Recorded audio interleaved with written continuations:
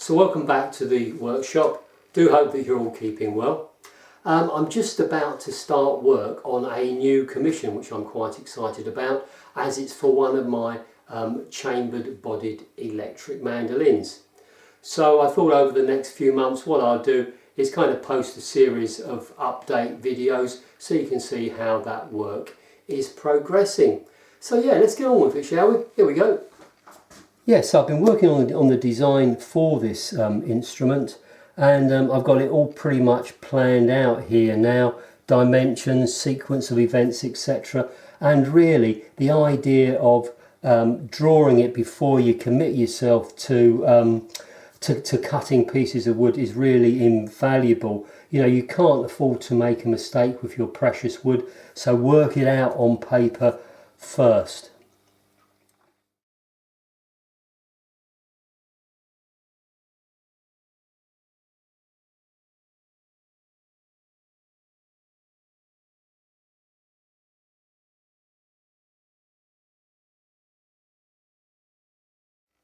So really that's the first part of construction, this inner core of the chambered body. And of course these two openings here, they will form those chambers. The bridge will sit in this kind of area here, so there'll be a kind of a resonant chamber underneath that bridge, if you like. And of course this slot here is to allow the wires for the pickups to come down here into this area where the controls will be. I don't know if you can see it, there's a hole here where the wires will go to the N-pin jack socket, and at the end here you can see that what I've done is I've inset a piece of plywood. The N-pin jack sockets, you have to tap a thread into the wood, and that plywood will give really a better purchase for the threads. The rest of it is made from southern yellow pine, which is a really nice light wood for this kind of construction. Or you can see here that I put a couple of little hardwood fillets in there, and they really just reinforce these two joins here. And a similar thing happens up here with a couple of dowels. So as I say, that's the first step of the body kind of done, and what I've got to do now is laminate it with some really nice English walnut. So when you look at the finished instrument, it will just look as though it's been constructed in the traditional way of a mandolin, of any stringed instrument, you know, a back and separate sides, and all of that core will be obscured. And talking of the back, this will be the back, this rather stunning piece of English walnut from a stock that I've had for many years, but I'm very happy to use it on this particular instrument.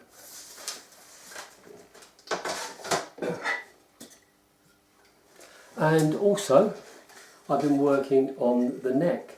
So the neck is maple, and down the centre core here there are various laminates of black veneer, red veneer, walnut, red veneer, black veneer.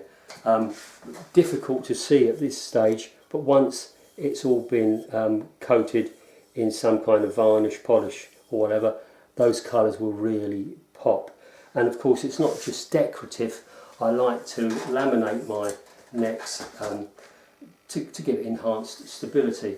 And of course I always do a spliced head joint, so the head will be glued on here. And of course, as I've said before, what that eliminates is any short grain in the head. And of course, short grain in the head does mean when an instrument falls over, accidentally I hope, the head can be prone to snapping off. So a splice head joint eliminates that.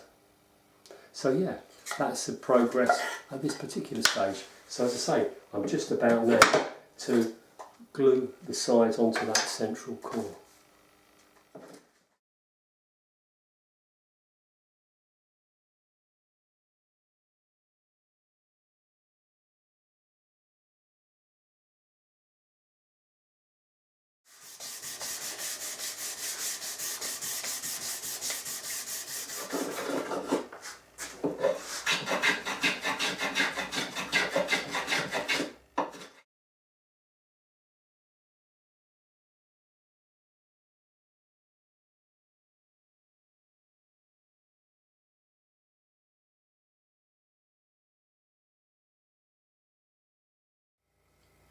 So you can see that the head's now been glued on, and I've also routed 2 slots for the carbon fibre.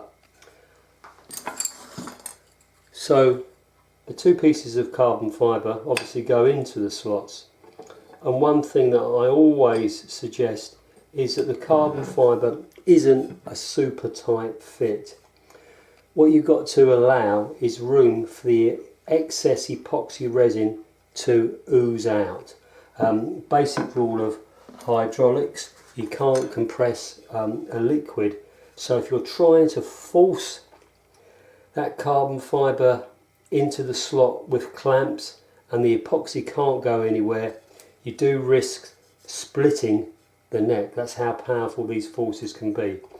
And then on top of that carbon fibre will also be epoxied 2 fillets of wood, hardwood, and the purpose of that is so that when I glue the fretboard on, the fretboard is being glued onto wood with the type on that I normally use, rather than onto carbon fibre or just the excess epoxy. So that's the next stage, glue all of that up.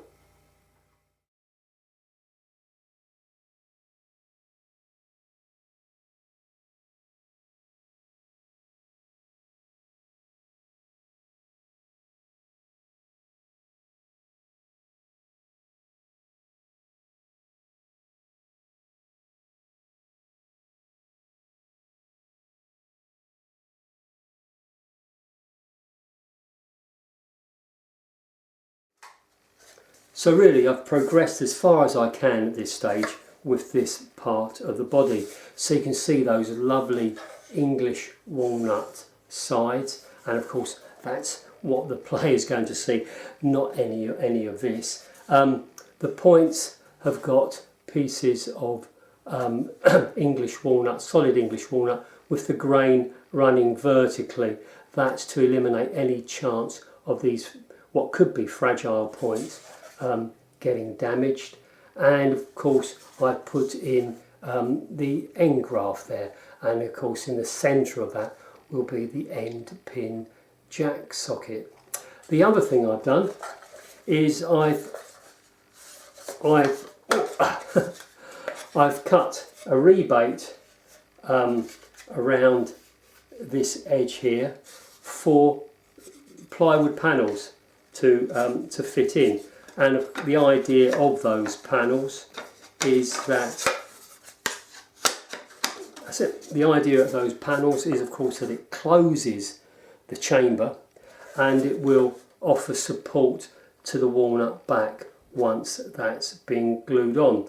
Yeah, so that's going to be put aside whilst I start work on the top. So you can also see that I've progressed as far as I possibly can at this stage with the neck. The head is actually completely done, right the way down to the screw holes which will hold the tuners in place, and so you can see that I've started carving the volute.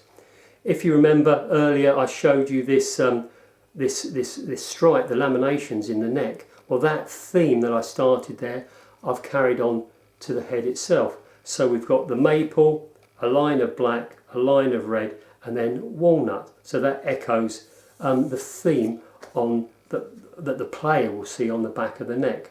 And hopefully it's that kind of detail that ties everything together, makes it a coherent design, and maybe, you know, gives the player some sort of delight. But yeah, that end's finished, that end's clearly not, but of course that's the way I like to work. So that can go aside until really we're ready to glue it onto the body. And that next stage is then to work on this lovely piece of Adirondack, this piece of red spruce, to start making the carved top, which will eventually be glued onto that central part of the body. But we'll save that for the next episode, shall we?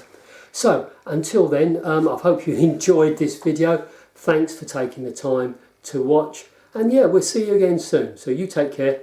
Cheers.